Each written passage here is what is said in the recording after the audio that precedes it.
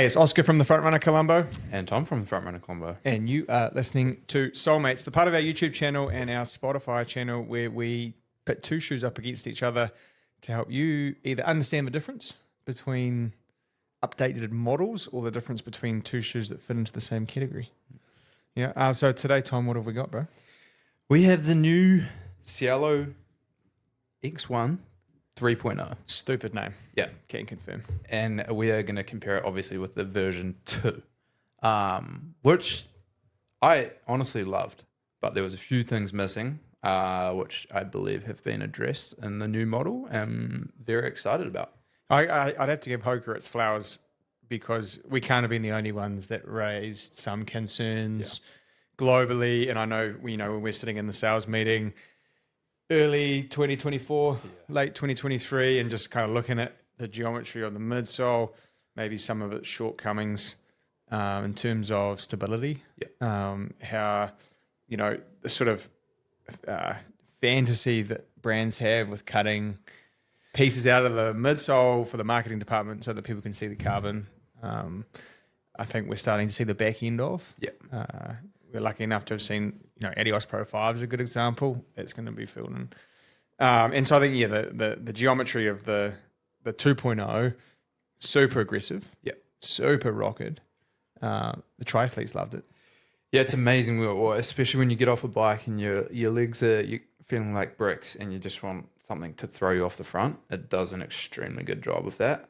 But the foam they use is, I find, one of the more comfortable foams and without lacking in the responsive department. So both of these shoes share the PEBA-based midsole, which has kind of become, I guess, one of three materials we're seeing in race day products. So PEBA, then we're seeing the aliphatic TPU, and then we're seeing the TPEE being used, which is basically, they're just different combinations of highly resilient sort of energy return kind of base foams. I think the other thing is the fit of this 2.0 was quite low volume. And I kind of struggled to get into it a little bit. And it's definitely, I think, with the fit and the stability issues we have with the 2.0, there's no way I could have run a marathon in it. Yeah, how did you feel? Yeah, I agree. I think, without saying, is the most aggressive rocker on the market. Nothing else quite has that geometry. If you're watching the video, you can see it just tips off the front and it's really closer to your midfoot where the roll point is, which, again, I really liked because it was something different and very extreme. Width-wise was really generous in the 2.0. I found it fit my foot shape really nice, but I agree with the volume. It was very shallow, which they do seem to have updated in the 3.0. But yeah, overall, it was Hoka's real first go at I would say, elite level racing shoe. And we did see some fast times in that model, but you did have to run fairly efficiently for it to work. Otherwise, that post hib was going to be reasonably angry after running it. But yeah, it's come a long way, and it looks like they have addressed issues in this new model, which we're excited about. Yeah, I think so. There's not a lot of commentary on 3.0. Obviously, I think it's today comes off embargo, which is obviously today being the 29th of the 1st, 2026, which is fucking weird to say out loud. I mean, I still don't know if this is a home run. Yeah, it's getting there. It's definitely getting there, and I appreciate kind of what they're doing. I think what they have with 2.0 and Rocket X3, which are the two kind of race day shoes from them, is they had some real sort of polarity between the two models. One was a super aggressive, kind of highly rocketed, real minimized ground contact time. I'd call it explosive would probably be the word I'd use. Whereas Rocket X3 is sort of that sort of run of the mill, not every day, but it certainly didn't, it's kind of square back, not as highly rocketed, not as aggressive, more of a marathon flat, which I think this is where now this Cielo 3.1 is. Yeah, they've kind of blended the two together a bit, which is nice. Yeah, it means we might only be able to carry one SKU in the shop, which is good for stock control and cash flow. But so some obvious differences, and if you are watching on the YouTube channel, you'll kind of be able to see what we're talking about. And if you're listening to this on Spotify, then I will at some stage upload the video, but you could jump across to the YouTube channel, as they've basically just filled in the sort of decoupled medial side, so inside of the shoe, to add some stability. It's probably not an issue when you're feeling fresh and fast, right? Like, or you run like Tom. The back half, the back half of a half, or especially in a marathon when you're getting fatigued and tired and you need something to support your gait a bit more, it definitely lacked, because this is just so pliable. They tried to mitigate it with a slight curvature of the plate, or wing, as they like to call it, but it didn't really do a whole lot. It was really just built for those super efficient mid to 4 foot strikers. But now I think it's going to be a lot more accommodating in the 3.0. It's still got that wide 4 foot base, which is nice. Looks like they've minimized some tread, made it a little bit softer maybe on the impact. Yep. But yeah, just flared the rear end of the shoe to give you some feel, like even more of just a proprioceptive feel that there's something under your heel or arch. I think goes a long way in a racing shoe. But particularly probably for that half marathon to marathon distance, like at some point, particularly for a marathon, is you're going to regress. You're going to sort of go from that midfoot kind of 4 foot strike pattern to probably more of a heel as you get tired, and your calves, lower posterior chain kind of runs out of juice. And you're right, I like the way that they've kind of convexed the flaring in the heel, so you get sort of some nice sort of both medial and lateral heel flaring. It's not too posterior, so that's the back of the shoe if you're watching on YouTube, which means that the shoe's not going to catch you too early. And that was my gripe with some of the earlier racing shoes from Hoka, was that there's massive big posterior flarings.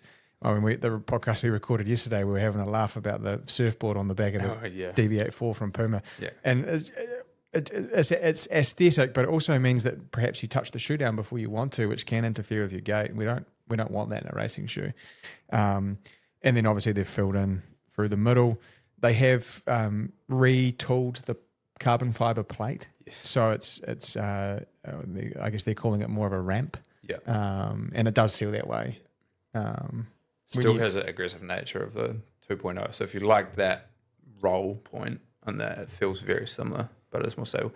And funny enough, I love how this whole spec here was to reduce weight, but the 3.0 is now lighter and they've filled it in. So just goes to show that there are other ways to, and I think cutting out the middle piece tends to work pretty well for racing flats, because as you know, you want to be in that front 3/4 of the shoe, and if you can figure out where the foot's landing, you can take away and strip away some foam, which they have done. Yeah, and the polyurethane based outsole, so the outside's kind of the rubber component on the outside, that will make the shoe feel softer overall than using like a hard rubber.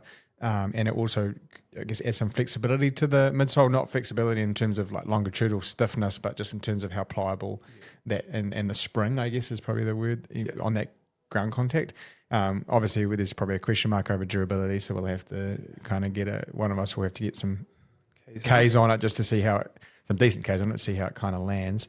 And then in the upper, kind of gone to that asymmetrical lace. I mean, I prefer the asymmetrical. It just takes pressure off the top of my foot, particularly when you're talking like hour and a half or 2 to 2.5 hours of wearing it. You probably don't notice it so much over 5K, but no, not necessarily. But I mean, it is comfort is a huge buy point for a lot of people now. So I think it is a good addition, and it does seem to release some of that pressure around the top of your foot, which is always nice. Hoka are a weird one where they do their weights in a men's size 10 and a women's size 8, and the rest of the industry does it in a men's size 9 and a women's size 7. But so a men's size 10 is coming in at about 212 grams. So I guess if you were going to try and compare it to other things, it's probably in that 195 grams for a men's US size 9. It's roughly 195, 200. Dipping sub 200 is good, but I think that is probably, like we said, it's not the perfect shoe yet. And if they could get it down to around that 175 gram mark, I think is kind of the sweet spot for a lot of shoes these days. Like we're seeing a bunch come through now and they're all 170. And then you've got the extremes at 130, but 170 seems to be enough shoe under your foot where you still get that feel, but not crazy. Yep. Like they talk about percentages and how much you can shave off just by shaving off 10 grams and whatever. But yeah, I think the 170 marker is a good one to shoot for most brands. You know, at some point I feel like the shoe's too light and it doesn't give me any feedback. Yeah.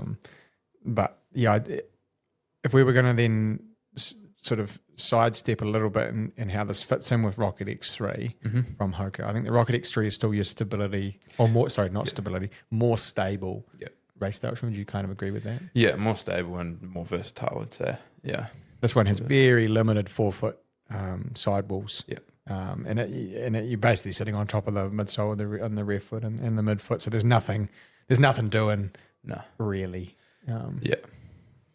It's like I said, great. I think it's a great update. I'm excited to see how people feel in it and notice the difference. We've already seen some extremely quick times from some pro athletes in it. Running sub 60 for the half and a few 27-minute 10Ks in it. So it's certified. Quick. Certified fast. Certified fast. So just the other specs for those people that like it. It's 1 mil higher off the ground than the 2.0. So we're looking at 38 mil in the back, 31 on the forefoot for a 7 mil offset, which has kind of become industry standard. I like the 7 mil idea for the marathon. Yeah. It might just catch you eccentrically towards the back end. So. I think all in all, I'm giving it a pass mark. Yeah, I think like you said as well, Hoka's listened to feedback on the 2.0 and adjusted accordingly, which is always nice when a big brand like that can listen to the industry and update their models accordingly. That's what we like. Yeah. So if you'd like us to compare any other shoes, you can drop a little comment. Yeah, drop a comment, and we will continue to try and do this on a Thursday when Tom and I organise our lives, which we're getting better at. Yeah. And if you haven't subscribed to the YouTube channel, make sure you do that, and we'll stay up to date with shenanigans. Enjoy your running.